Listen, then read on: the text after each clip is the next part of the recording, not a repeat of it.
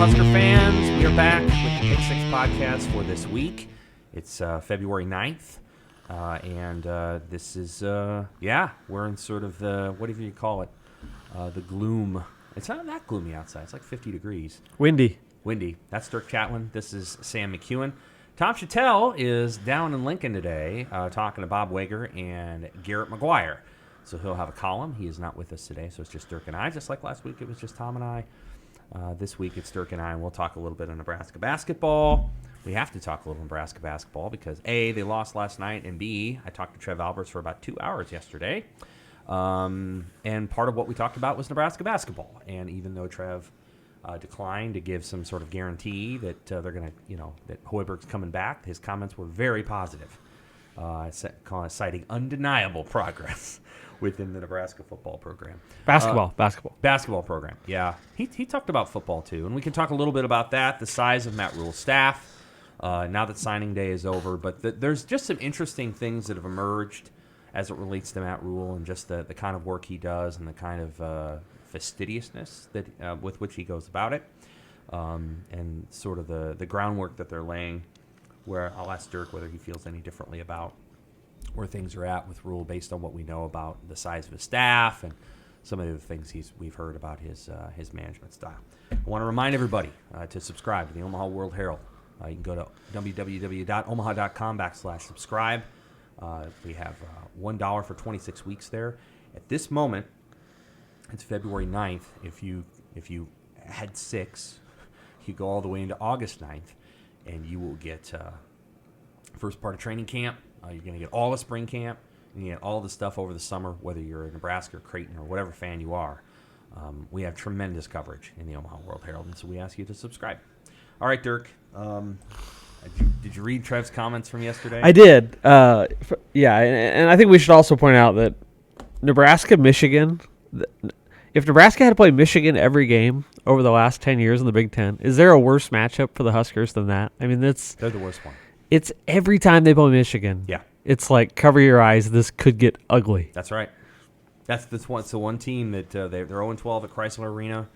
They haven't been all that close to beating Michigan there, whether it was Miles or anybody else. You remember Miles has had Michigan State's number a little bit, but not Michigan. They've only beaten Michigan one time since joining the Big Ten, and that was in 20 whatever year. They won 23 games. Yeah, it was there, and even in Lincoln, it was their only.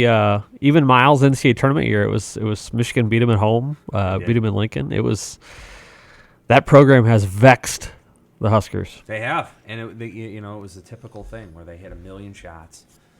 They have better basketball players in Nebraska. Let's just be honest. I know, but they haven't looked that good all year. Right, but they have good basketball players. You watch and this is true of Michigan. It's true of a few other teams in the Big Ten too. That you watch them and you're just like, they have better basketball players. Michigan State, Michigan, and then there's other teams like Rutgers, where I'm not sure Rutgers has better basketball players, but they're just well coached and they have an identity, and their identity is, we're going to hit mid-range jumpers, and we're going to throw you off the court physically on defense. Like, they're going to play defense that's like football defense. And Nebraska, I think, was trying to do that this year, but, of course, 2 of their best players got hurt, season-ending injuries.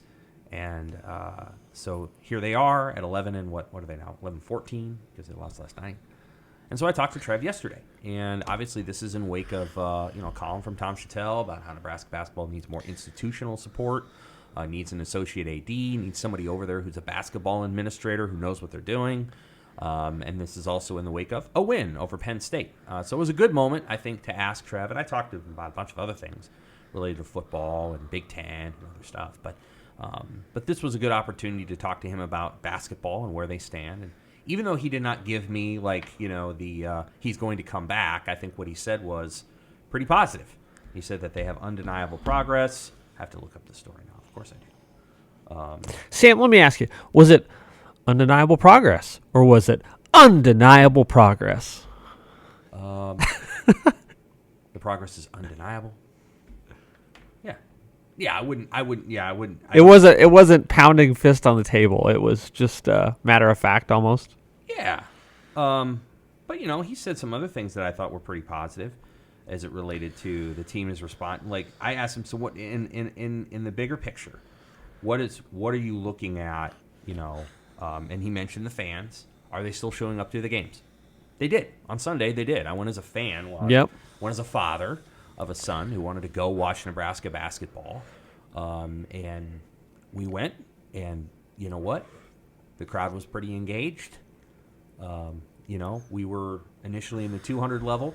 You ever had those moments where, like, we were in the 200 level in our seats, and then somebody just came by and they, like, lifted my soda. So they found a way to lift my soda out of the drink cup. This is hard to do. They lifted the whole thing out of the drink cup, and it just goes. And I'm just like, in that moment, you can either be like, oh, and then sit there with these people that they're mad at you, and you're mad at them, or whatever. And I'm just like, we're just going to go.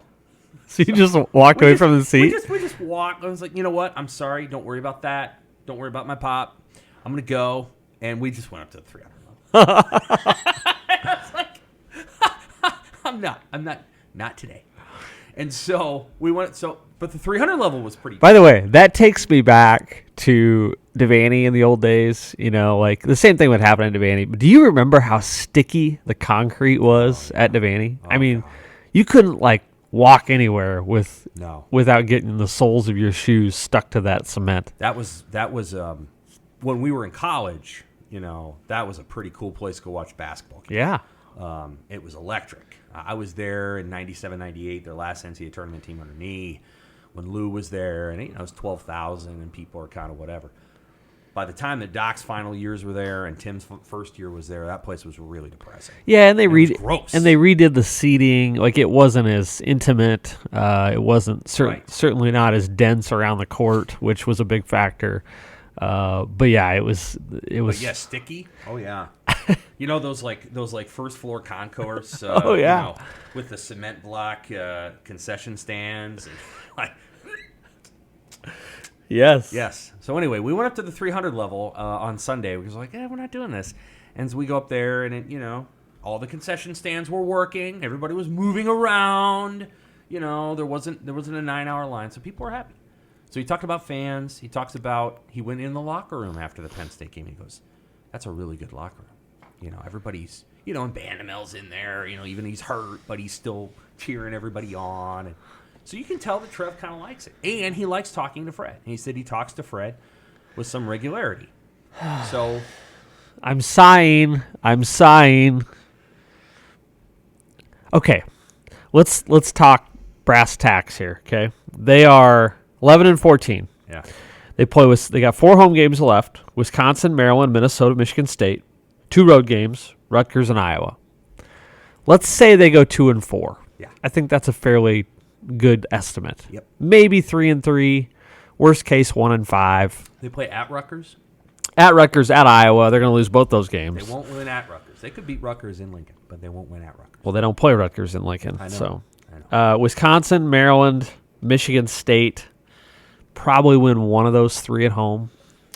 Maybe 2, and then you beat Minnesota at home. So, let's say they finish at 13-18. Okay? Mm-hmm. Is that undeniable progress? Well, I mean, I guess by comparison to what it was the past 3 years. right. Win totals? Yes.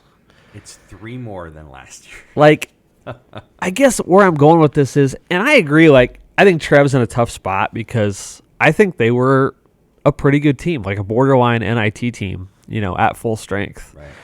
But, man, it just does not come across well for the standards of the program when you're 11-14 and you say undeniable progress. Right. Like, it just doesn't.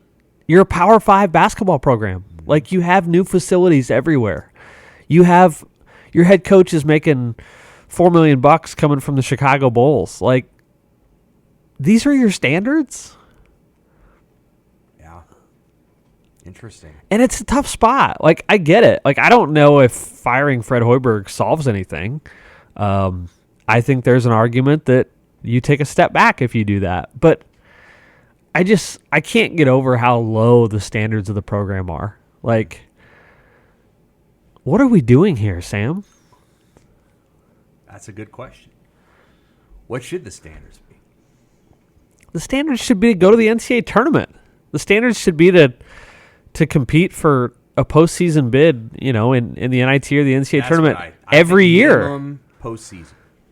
Because the NIT is not and they haven't done it. Right. This is going to be the fourth year in a row that they haven't done it. Right. Like, now, I think Trev Alberts, made a point in your column or in the news story that, they've made a philosophical change, and I wish they had made that change 2 years ago. Yes. I thought that was an astute observation for the mentality and sort of the grit of the program.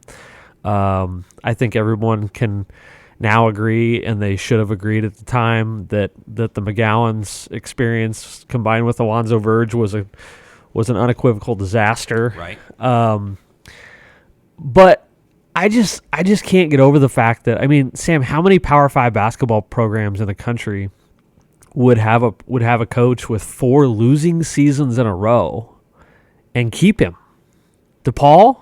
Georgia. I think they did with Crean. Mm-hmm. I'd have to look it up. Georgia. I just my criticism. I thought of the first team off the top of my head, and it's the best football school in America.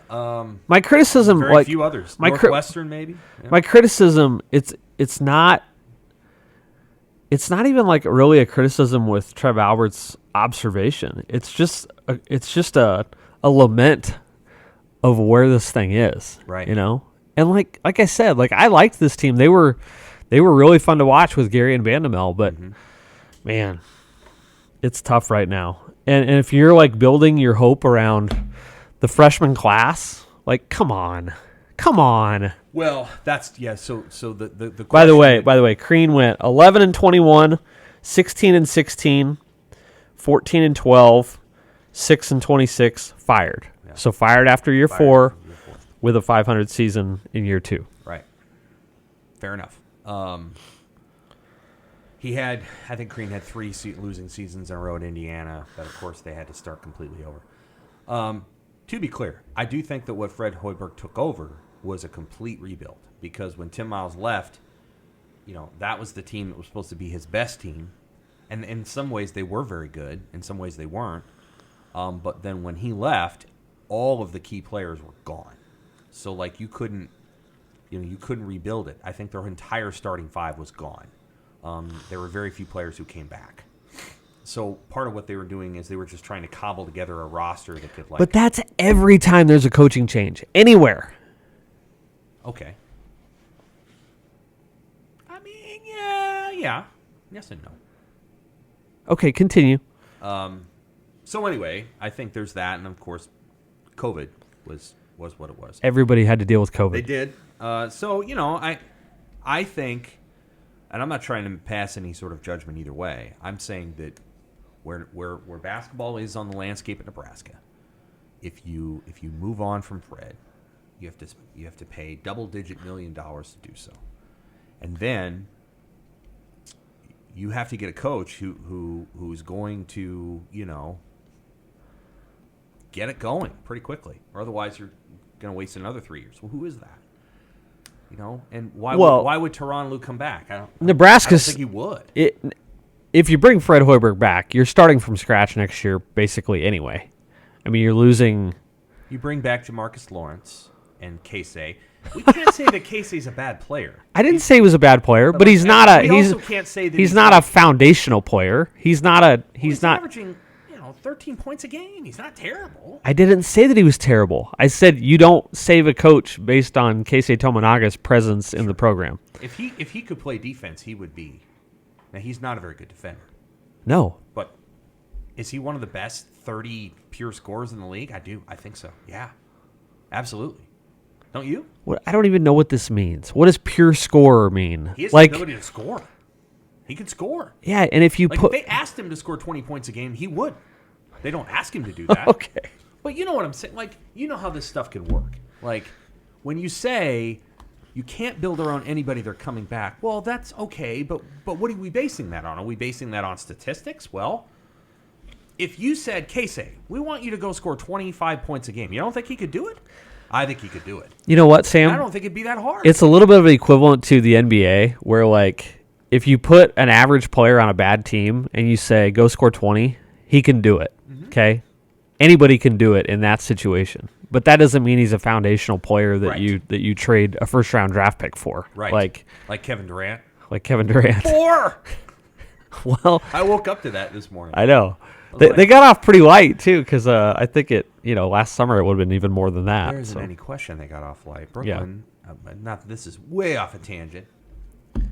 Nobody should retain their job in Brooklyn. I love the NBA, the quality of the play, but the league, come on. I mean, those draft picks are going to be, 29, 27? Well, Durant's going to be retired by the time some of them convey. I don't know. I don't get that league. Here's what's interesting about Nebraska basketball. I thought Trev Alberts was going to fire Fred Hoiberg a year ago.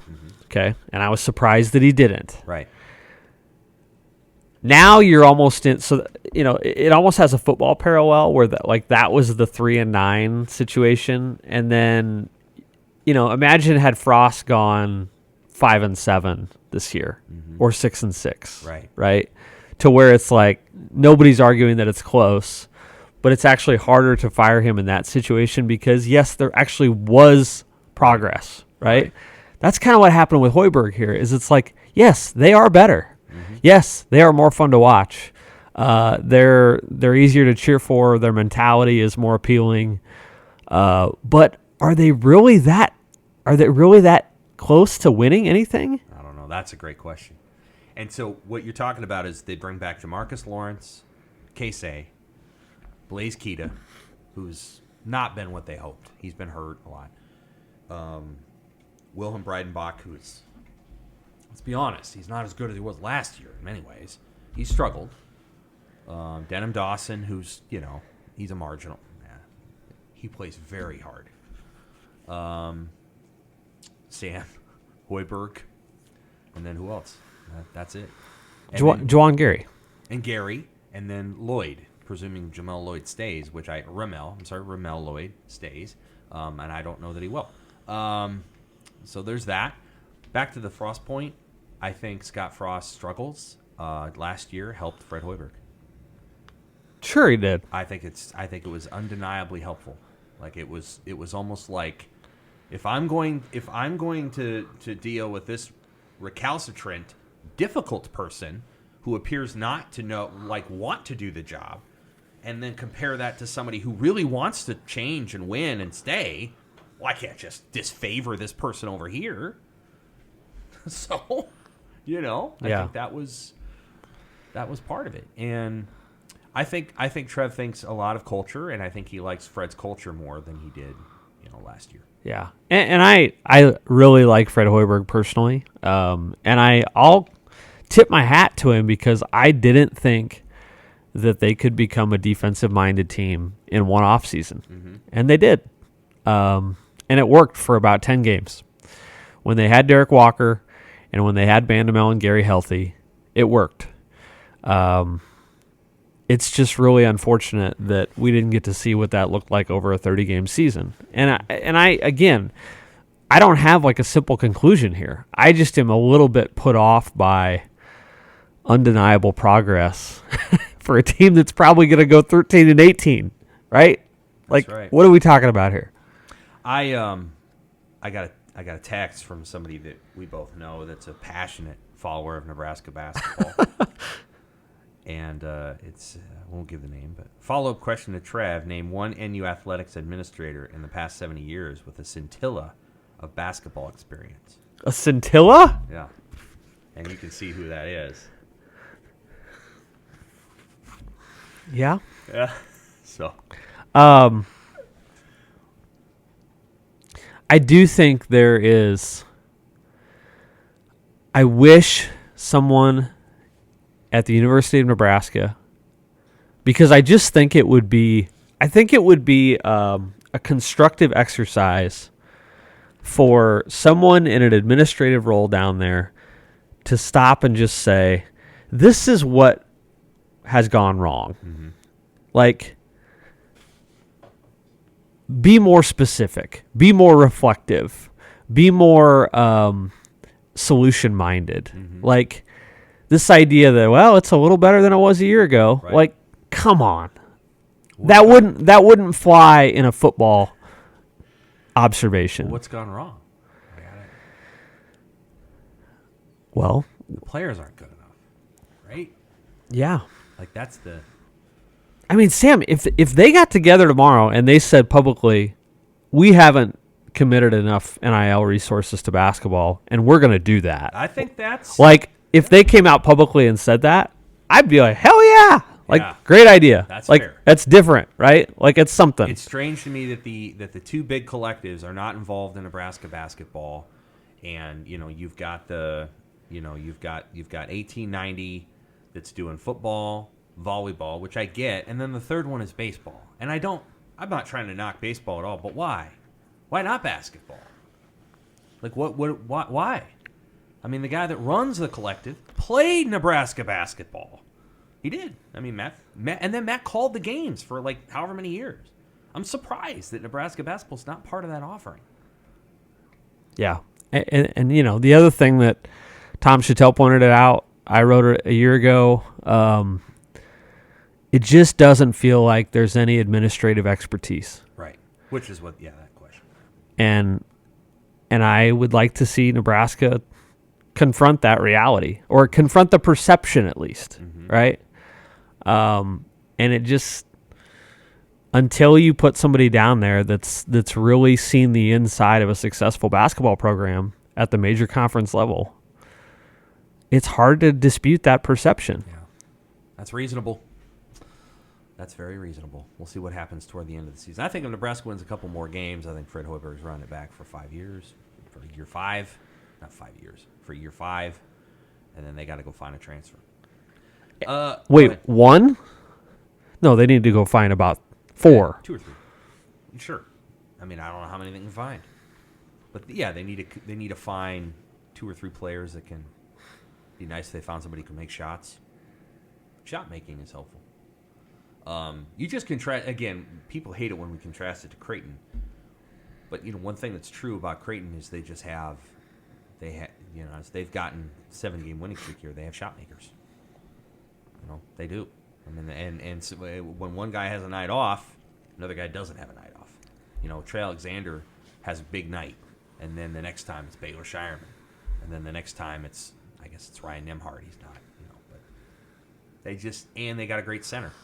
And Nebraska has a good center who actually badly outplayed Ryan Kalkbrenner when the two teams played. But he's not, he's a point forward. They could just use a 7-foot shot blocking, stand right down in the paint kind of guy. You don't have to double team Derek Walker very much because Derek Walker is at the top of the key. Yeah, it's just so frustrating. Like they're just, if they were 500 in the league, there'd be a freaking pep rally in the rail. There'd be a pep rally in the rail yard every game. I know. 500. I know. That would be something, wouldn't it? Well, maybe it'll happen. We've been saying this for 25 years. Yeah, that's right. All right, let's move on to football. I don't know that there's a ton to say here other than they have the biggest staff in the Big Ten. Nebraska football, we just talked about Nebraska basketball resources. Nebraska football is resourced to the hilt. To the hilt. Like, they have 39 staff members, if you include the strength staff. If you don't, it's 34, and it's a lot. He has a chief of staff. He has a general manager. He has a personal assistant who used to be an ATF special agent. He has a sports science guy. They have a lot of people there. And he had an interview on KLIN. We're going to sit down with Matt Rule next week at the World-Herald. But he had an interview this week with KLIN, and he basically said, well, and he talked about it. Maybe they read what I wrote on Monday and asked him about it. But he's like, well, we need a bunch of people. He's like, it was put all on the assistants, and that's just not feasible anymore. And he's right. He's like, we just need a bunch of people who wake up every single day and think about what can I do to help Nebraska football in this very specific lane. And he's got 39 people to do that. Yep. That's an unbelievable number of people. But you know what? All the king's horses and all the kings. That's basically what it is. It is. Or That's how broken Nebraska football is. I mean, it's Humpty Dumpty. if you can get a guy at the top, or a couple guys at the top, in this case, who can organize it, who can make it functional and, make it so it's not a bureaucratic mess where everybody's looking around and saying, well, that's actually that guy's responsibility and not my responsibility. Right. Because there is a fear of bureaucracy here that I think is relevant. But man, if you can get the operation humming organizationally to where it's efficient and sort of covering some of these tracks that have been missed over the last 20 years, I think it's a potential area where Nebraska can gain an advantage. I think to have people devoted to mining Texas for high school recruits is probably a wise use of resources for Nebraska.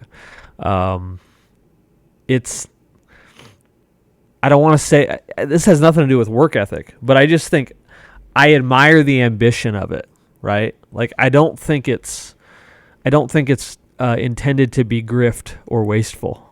I think it's intended to find some areas that they've missed over the last 20 years. And if nothing else, I'm curious. And again, I think it's a wise use of resources considering where they've been.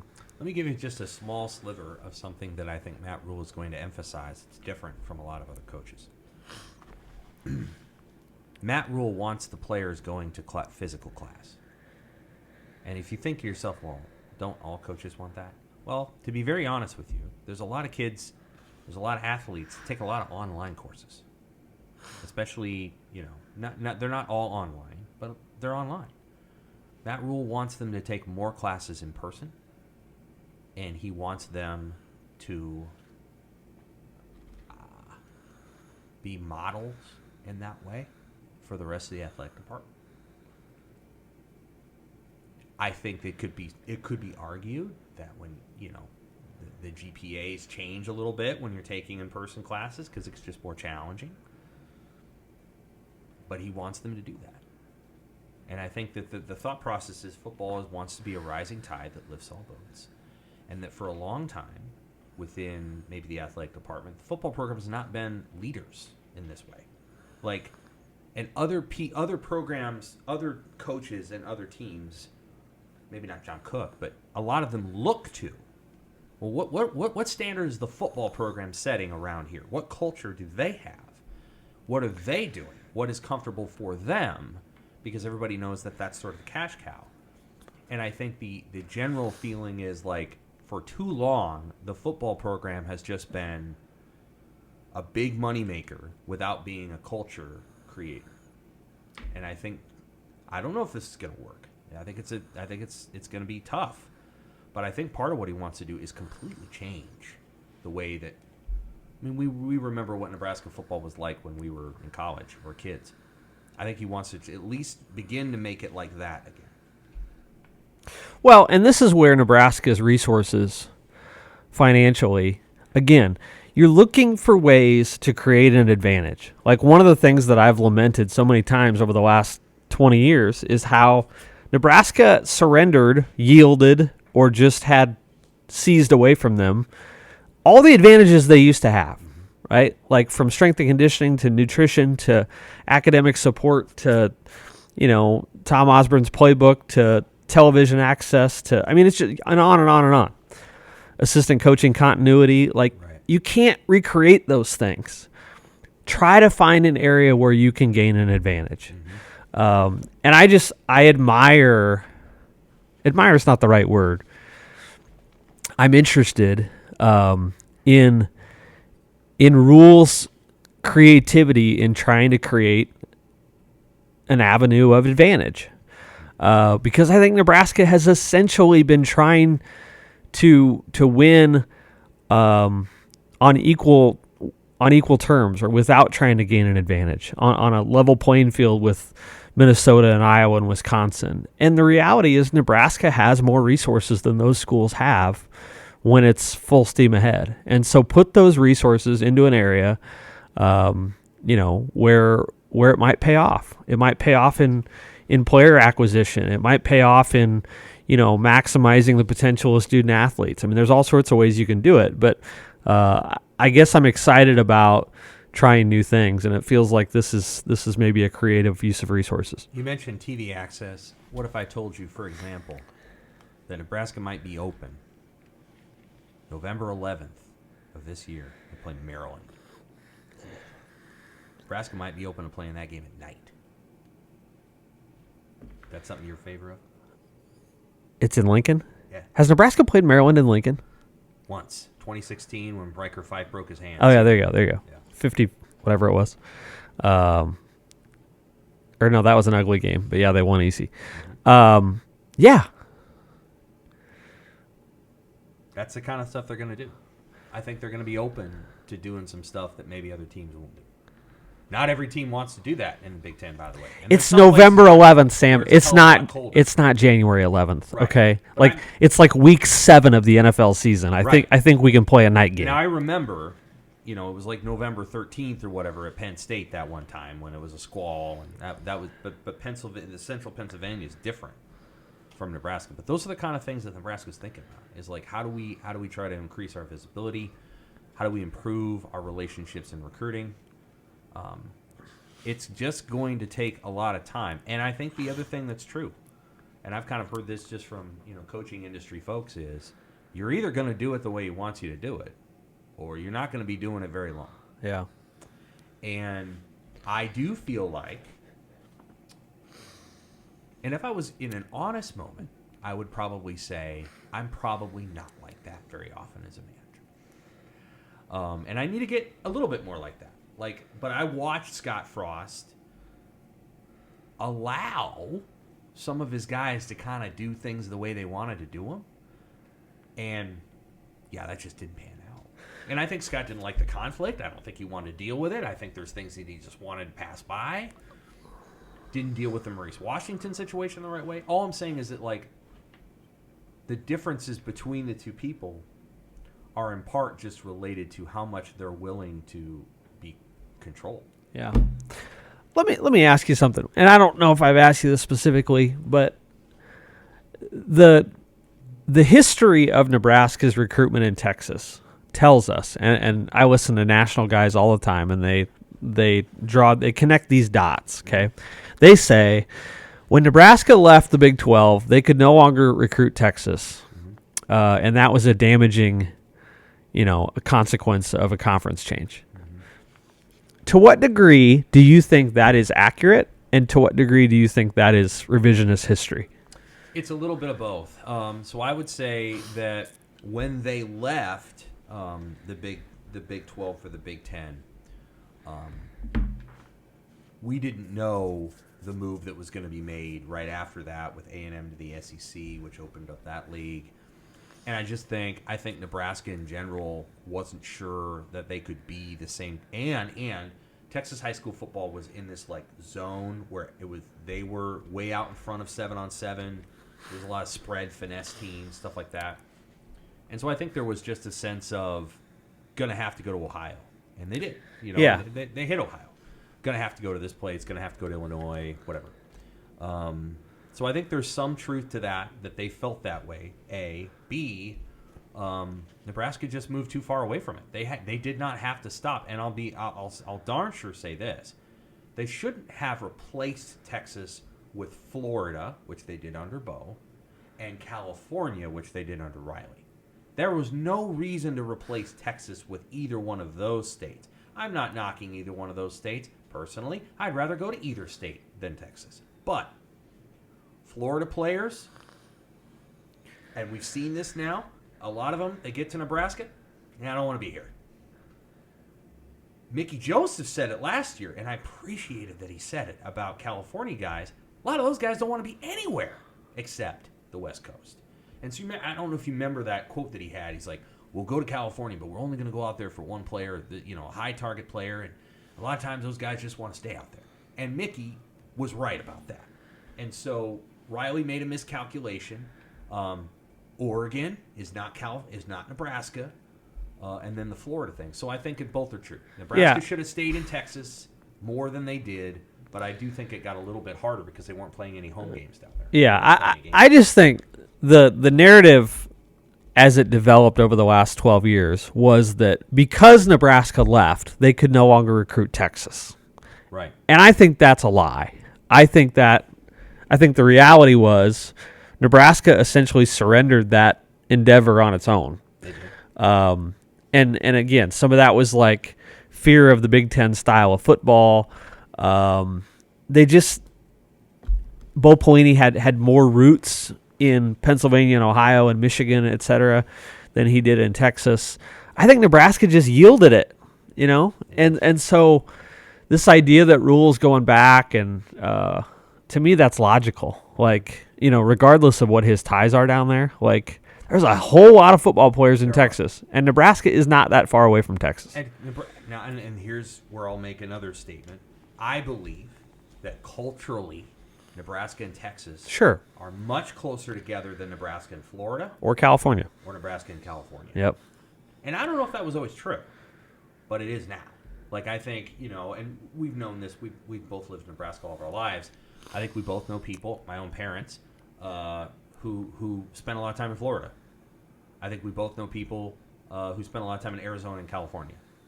Right? Like, we both know people who that's where they go when they get older, and that's where they want to hang out. That's all fine. I think that what has changed is just that the athletes in California aren't quite what they were 25 years ago. There's just not that many kids who love football the same way. And then in Florida, yeah, every school recruits Florida. Well, and it's cultural. It's a big cultural change, like you said. It is. I think it is. Texas is it's a more devoted football state. And I think to transition to college at the University of Nebraska, you have to grow up with football in your blood. You have to be a committed, devoted high school athlete who lives it and breathes it. Right. And to your point, I realize that we're stereotyping here, but I don't think you find as many of those kids in California as you do in Texas. And Florida, I think, it's just too much of a cultural change. Well, yeah, there's some of that on with Florida. I think with California, you're absolutely right. But they're just the number of California prospects has gone way down. Just the general number, because fewer kids are playing football, more kids are doing honestly exports. Is that what it is? The extreme sports, skateboarding, all that stuff's become more. Well, and football just demands so much more time as a teenager than it used to, and so it's hard for you got to grow up with it. You really do. Yeah, so I think that's the answer to your question. They can go get 4 to 6 players from Texas every year. I don't think that they need to do we're going to take the guy that only North Texas wanted another year. They don't have to do that. Right. And I don't think they're going to do that. I think if they're going to go to Texas, they want to get a solid 3-star guy that's got offers to Houston and Baylor. And I don't think they're looking. But a couple of the players they took from Texas had no other offers. They're receivers who they think they might turn into good football players. Yeah. And the other point is Nebraska could have solved its problem in Texas had it scheduled some games in Texas. Like, they played Miami in 2014. They played Fresno State. You're. Were you at that game? No, I wasn't. Ah! But you missed out. No, I think it was about 116 degrees that night, wasn't it? And then at the end of the game, which was like 4 hours long, Bo Pelini comes up to a cluster of us and he goes, "What the F was that? I'm never coming out here again." It was like 1 o'clock in the morning California time. Yep. I was just looking at him like, yeah. It was like I have to get on a plane in 2 hours. It was like playing in Tokyo in 1992. It was horrible. And they kept throwing the ball. And they were down like 35, and they kept throwing these little 4-yard screens. I think one of those teams ran like 110 plays that night, didn't they? Maybe Nebraska. I don't know. It was a long, rough night. It's the latest deadline I've ever had from that. It was like, we need to start. It's like 127. We need it. But just to confirm my point, like Nebraska played a home and home with Oregon. Like they could have done that with Houston or Texas Tech or. Oh, I know, but like Nebraska they didn't really want to be in Texas anymore. Right. I think the whole University of Texas thing and Big 12 thing, just nobody in the athletic department really wanted to be down there anymore. You're absolutely right, because remember when they scheduled all those games? There was a backlash. It was after they left the Big Ten. Yeah. Colorado, Oklahoma, all those. It was the TO, like, we want to play former Big 8 teams. Yeah, and in So you signed up for Colorado and you signed up for OU, and so far they're 0-4 against Colorado and OU since they scheduled. Yeah. They start with Deion Sanders next year. If Nebraska's first 2 games at home were at home next year, I would think they could actually potentially win 6. I think they signed a home and home against Cincinnati. I know. Like, what is Nebraska doing going to Cincinnati? And Nebraska's not going to host Cincinnati because that got canceled during the pandemic. So now they have to decide, and they still haven't decided whether they really want to play that other game. Yeah, they should have just played, go down and play SMU, play Rice, play, somebody like that. Mm-hmm. If you're going to play a borderline Power 5 school. Anything else? Anything else? Too early for baseball. Sam, this is a general point. College basketball is really hard to watch, isn't it, this year? Yeah. There's just Compared to the NBA, yes. There's just the brand name schools are just not very good, and the quality of play is just not very good. Right. Like I find this to be a very difficult year to watch college basketball. Yeah, aesthetically it isn't as pretty as it's been. I do enjoy watching Creighton. They're getting fun. But no, so the top team in the country is Purdue, and I have a hell of a lot of respect for their team. They're playing 2 freshmen. You have to have respect for a team that's starting 2 freshmen and doing what they're doing. But I mean, shoot, that would be a team that go out in the second round some years. Number 2 team in the country is Houston. I've watched them once. Number 3 team is Alabama. Maybe Alabama's 2. I don't remember. We're talking, so anyway, it's the top 4 teams are Purdue, Houston, Alabama, and who's 4th? Texas? I can't. I'm horrible. I'm a horrible, I'm horrible. Anyway, no, it isn't. It hasn't been appealing. You got any women's hot takes? Women's basketball? Yeah. Oh, Nebraska plays Illinois tonight. I'd say it's an NCAA tournament kind of game. They're at 13 wins right now. They need to get to 18 at least, maybe 19 to make the tournament. The way they're at, they've been really up and down. I mean, I don't know how many people care about a rant about Big Ten women's basketball officials, but the league has a serious issue there. They have a serious issue on the men's side too. On the women's side, the issue is that unless it's a shooting foul, and then they'll call literally anything, you could breathe on somebody. Some of the teams are just allowed to turn the game into rugby. Like it's unbelievable how physical the game gets. Players throwing each other around.